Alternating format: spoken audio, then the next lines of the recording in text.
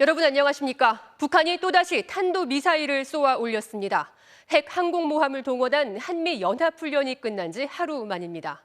이번에는 이례적으로 서로 다른 4곳에서 8발의 미사일을 한꺼번에 발사했는데 여러 목표물의 동시 타격 능력을 과시하려는 의도로 보입니다. 신정현 기자가 보도합니다.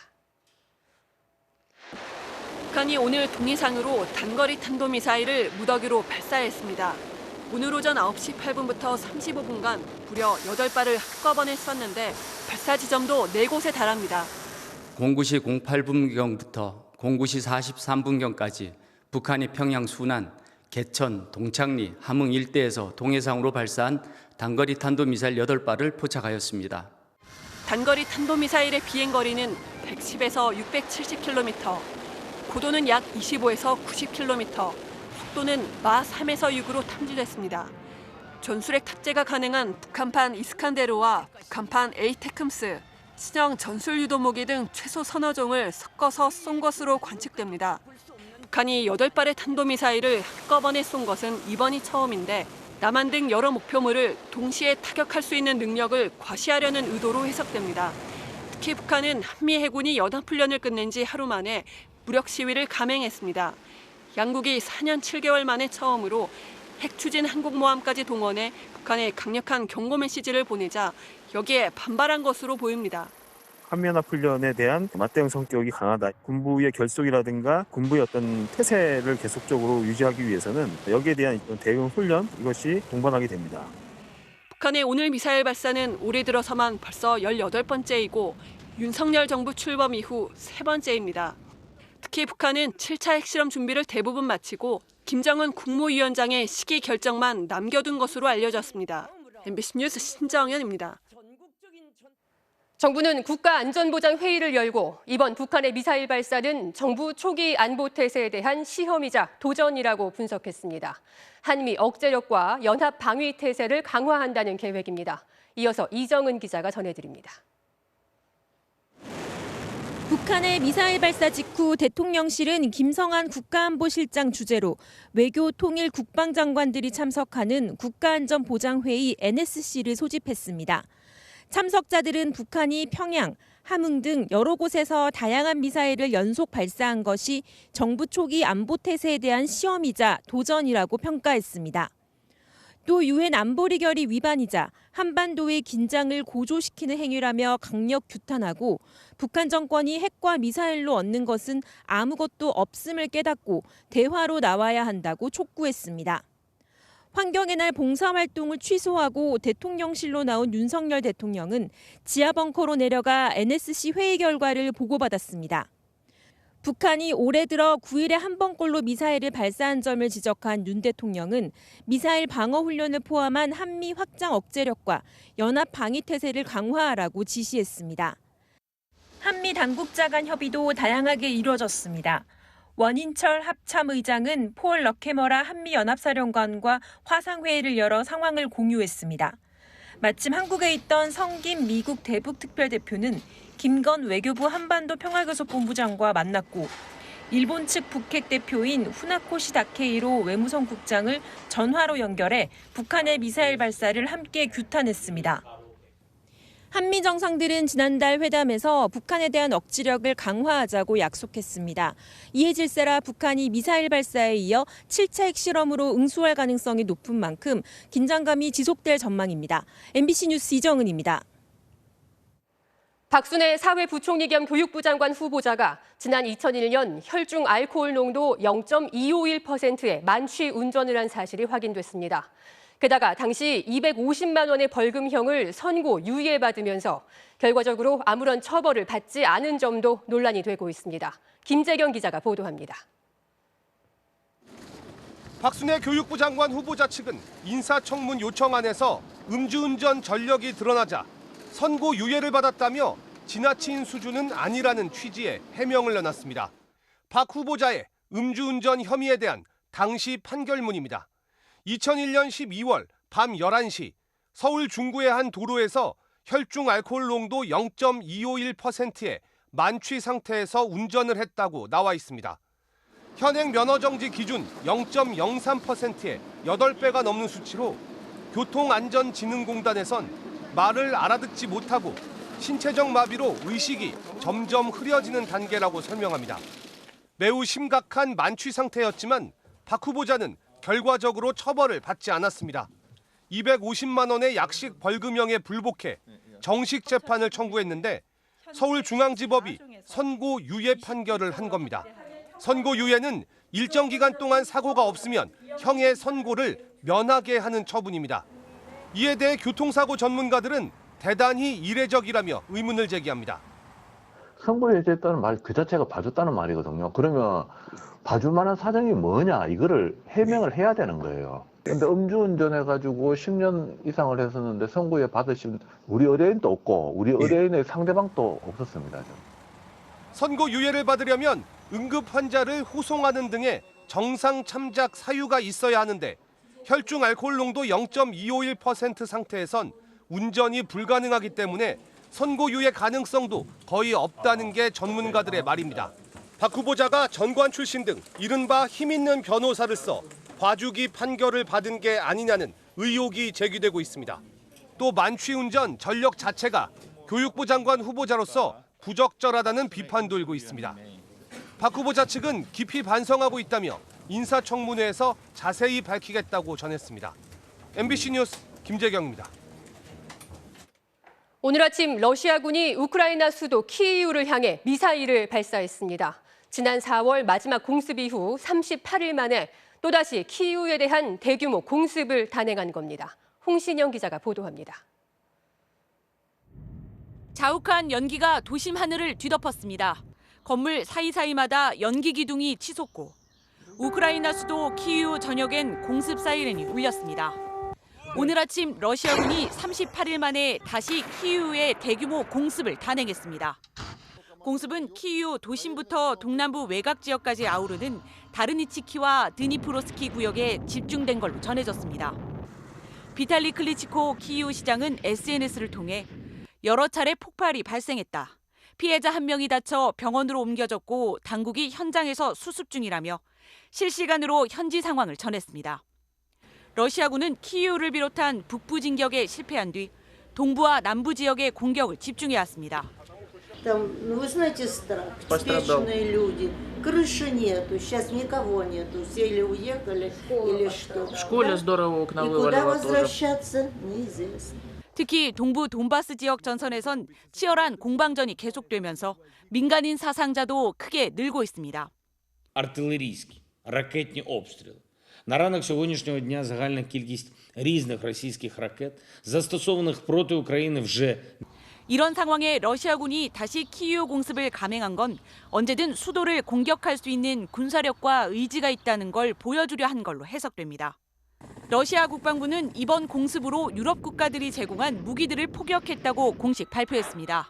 국방부 대변인은 러시아 항공우주군이 고정밀 장거리 미사일로 동유럽 국가들이 공급한 T-72 탱크와 장갑차 등을 파괴했다고 밝혔습니다. MBC 뉴스 홍신영입니다. 오늘 새벽 전자발찌를 찬 남성이 술에 취해 강도 행각을 벌이다 붙잡혔습니다. 고속도로에선 승용차가 요금소를 들이받아 2명이 숨졌습니다. 주말 사건 사고 소식 김정우 기자가 취재했습니다. 순찰차 한 대가 경광등을 켜고 출동합니다. 잠시 뒤 인근의 다른 순찰차 3대도 현장으로 향합니다. 편의점에 있던 시민들은 놀란 듯 어딘가를 가리킵니다. 오늘 새벽 3시쯤 서울 양천구의 한 주점에서 술에 취한 남성이 흉기로 위협하며 돈을 요구했다는 가게 주인의 신고가 접수됐습니다. 피해자인 가게 주인은 가게 뒷문으로 빠져나와 경찰에 신고했습니다. 난동을 벌인 사람은 살인미수죄로 복역 후 출소한 50대 남성. 보호관찰 처분을 받고 발목에 전자발찌를 찬 상태였는데 또 범행을 벌이다 현장에서 체포됐습니다. 경찰은 남성을 상대로 범행 동기를 조사하고 구속영장을 신청할 예정입니다. 새까맣게 탄 전기차에서 흰 연기가 쉴 새 없이 뿜어져 나옵니다. 좀처럼 사그라들지 않는 불길. 소방관들이 이번엔 플라스틱 구조물로 둘러싸고 차량 주변에 물을 채웠는데 불이 붙은 차량 배터리의 온도를 낮춰 불길을 잡으려는 겁니다. 어젯밤 11시쯤 부산 남해고속도로를 달리던 전기차 한 대가 요금소에 충격 흡수대를 들이받았습니다. 이 사고로 운전자인 30대 남성과 조수석의 40대 여성이 숨진 채 발견됐습니다. 차량 내부에 운전자랑 동승자랑 탑승하고 있었고 탈출하지 못하고 사망했다고. 난간을 뚫고 나간 차량의 앞부분이 찌그러졌고 유리창이 깨졌습니다.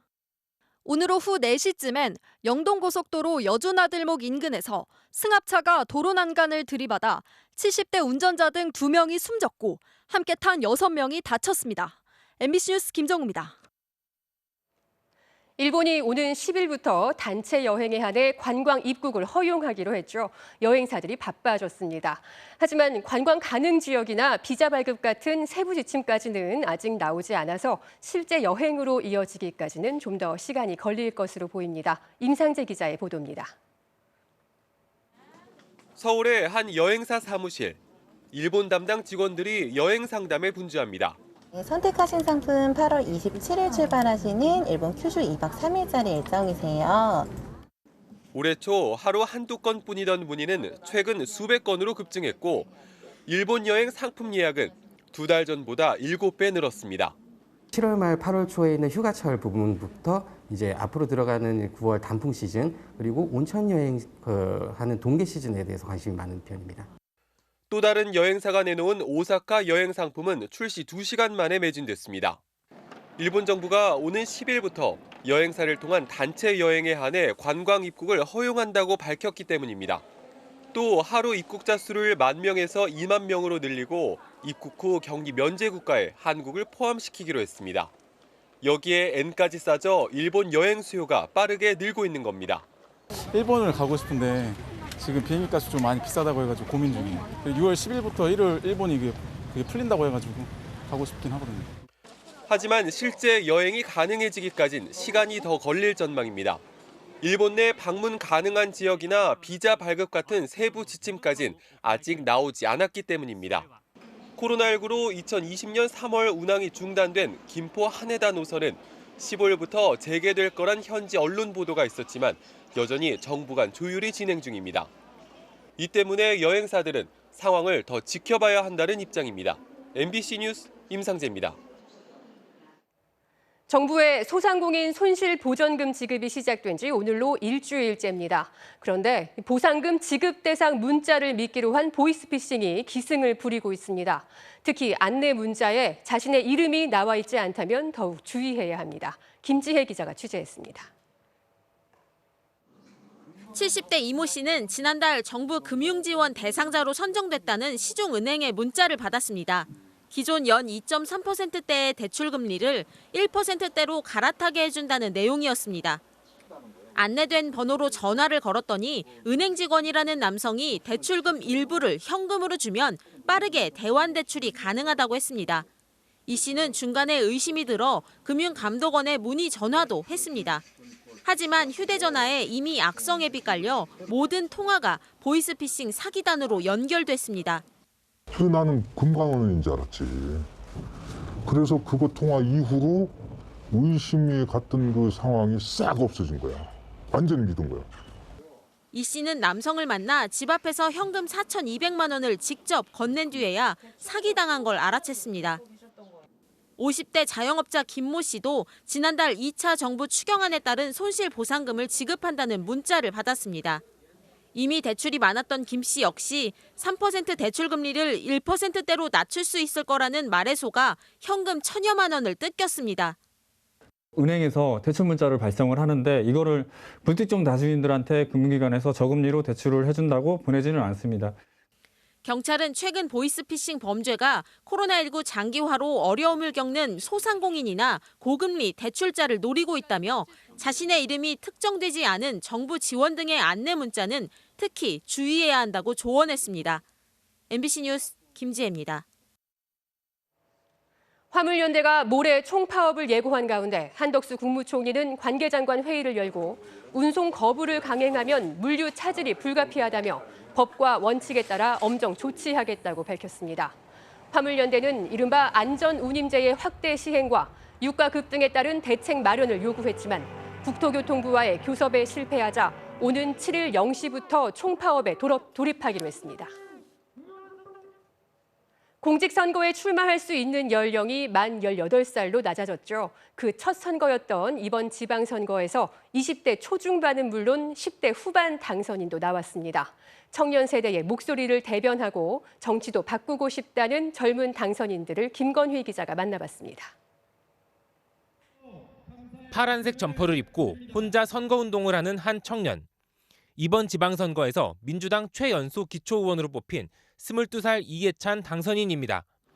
부모님은 절대 출마하지 말라고 말렸지만 젊은이들이 주축이 된 새로운 정치를 해보고 싶다는 아들의 의지를 꺾을 순 없었습니다.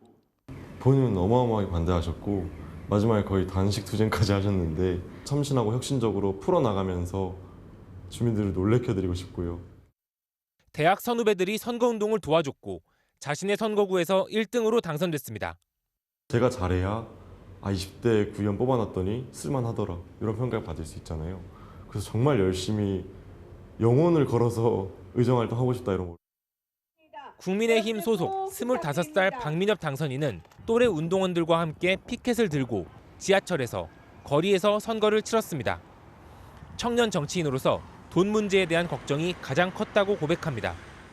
이제 선거 비용 만약에 낙선을 하게 되거나 이제 보전을 받지 못하는 15% 이하의 득표를 하게 된다면 그런 부담감이 굉장히 크게 다가오긴 했었습니다. 하지만 젊은이들의 목소리를 대변할 정치인이 꼭 필요하다는 생각에 완주할 수 있었습니다. 모든 세대를 아우르는 그런 정책 결정이 필요하고 한 세대에 특정되는 것이 아니라 여러 세대에 분포되어 있어야 된다고 생각을 합니다. 만 25세 이상에서 18세 이상으로 선거 출마 연령이 낮아진 다음 치러진 첫 선거. 경기 고양시에서 기초의원 비례대표를 뽑힌 만 19세 국민의힘 천승하 당선인을 비롯해 82명의 30세 미만 당선인이 나왔습니다. 풀뿌리 민주주의에서 시작된 청년 정치인들의 도전이 기성 정치권의 변화를 불러올 수 있을지 주목됩니다. MBC 뉴스 김건희입니다. 내일은 현충일입니다. 우리 독립운동사에 큰 획을 그은 최재형 선생에 대한 미공개 발굴 기록을 MBC가 최초로 확인했습니다. 독립운동 후원가로만 알려져 있던 최재형 선생이 직접 무장투쟁을 이끌면서 일제에 맞선 기록들인데요. 일제는 그를 혁명군의 원조 주모자로 부르고 있었습니다. 김민형 기자가 단독 취재했습니다. 하얼빈 의거 직전 연해주에 머물던 안중근 의사에게 권총을 구해주고 거처를 제공하며 지원한 독립운동가 최재형. 사업해서 번 돈을 연해주 일대에서 진행된 항일운동에 쏟아부은 연해주 독립운동의 대부였습니다. строительство школ для детей. помощь партизанскому движению. 그런데 후원자로 알려져 온 최재형 선생이 생애 막바지 직접 무장투쟁을 이끌었던 기록이 처음으로 발굴됐습니다. 1920년 일본 경찰이 본국에 보낸 문서. 최재형이 단장인 무력 독립운동단체 독립단이 러시아군 총기 200정과 탄환 10,000발을 빼돌리려 한다고 보고했습니다. 단원 5명에게 맡겨 여차하면 강탈하고 이후 수백 명을 동원해 중국 지린성으로 운반할 계획이란 내용도 적혔습니다. 러시아와 가까운 중국 지린성의 항일운동을 지원하려 했던 것으로 보입니다. 많은 무기를 구입해가지고 독립단에게 제공하고 그런 일을 직접 했다는 이야기죠. 무장투쟁에 전면을 썼으니까. 일제에 총살된 것으로만 알려졌던 최 선생의 최후도 구체적으로 드러났습니다. 1920년 4월 최 선생을 체포한 일제는 그를 혁명군의 원조 주모자, 대일조선인을 선동하고 우리 군을 저격했다고 적었습니다. 이어 헌병분대가 청사를 옮기는 과정에서 최 선생 등이 빈틈을 노려 달아났다며 어쩔 수 없이 사살했다고 기록했습니다. 일제는 최 선생의 시신을 수습하지 않아 그가 잠든 곳은 지금도 알 수 없습니다. 이번에 발굴된 문건에선 최 선생의 장남이 최고려라는 이름을 쓰며 고려혁명군 1200명을 이끌고 연해주에서 활약한 사실도 처음 확인됐습니다. MBC 뉴스 김민영입니다. 잠시 후 뉴스데스크에 이어 방송되는 탐사기획 스트레이트에서는 조종사 채용 비리와 항공기 고장 은폐 등 갖은 의혹에 휩싸인 어느 항공사를 고발합니다. 또 거대 정당들이 지방 권력까지 독점한 정치 현실에서 점점 동네 민심과 멀어지는 지방선거의 의미를 되짚어봅니다.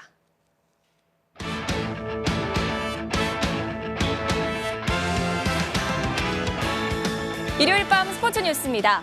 2002 한일 월드컵 20주년을 맞아 당시 4강 신화의 주역들이 다시 그라운드에 모여서 팬들에게 추억을 선물했습니다. 박재웅 기자입니다.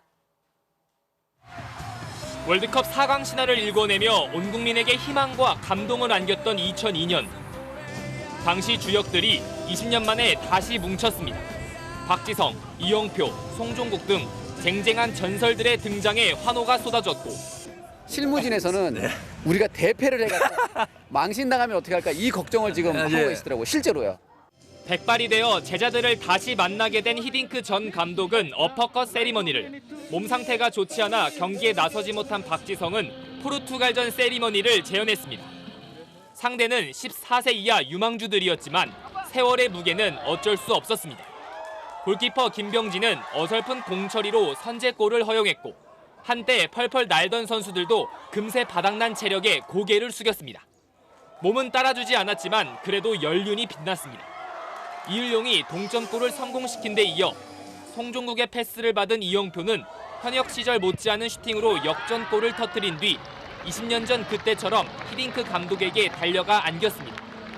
당시 월드컵 멤버는 아니었지만 선배들과 함께 호흡을 맞춘 조원희는 특유의 익살스러운 모습으로 웃음을 자아냈고 풀타임을 소화한 이영표는 녹슬지 않은 발재간까지 선보이며 베스트 선수에 선정됐습니다.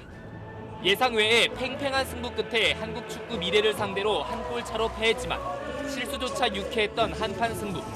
팬들에겐 추억을, 어린 선수들에겐 잊지 못할 경험을 선물한 값진 시간이었습니다. MBC 뉴스 박재웅입니다. 몸을 사리지 않고 장타를 막아낸 프로야구 KT 배정대 선수의 호수비 감상하시죠. 일요일 밤 스포츠 뉴스였습니다.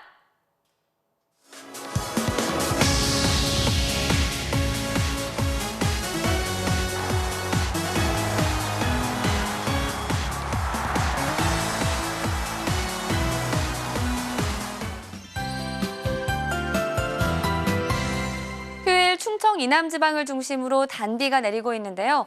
현재 레이더를 보시면 이제는 북쪽에 보이는 비구름대가 발달해 내려오면서 서울을 비롯한 전국에 영향을 주겠습니다.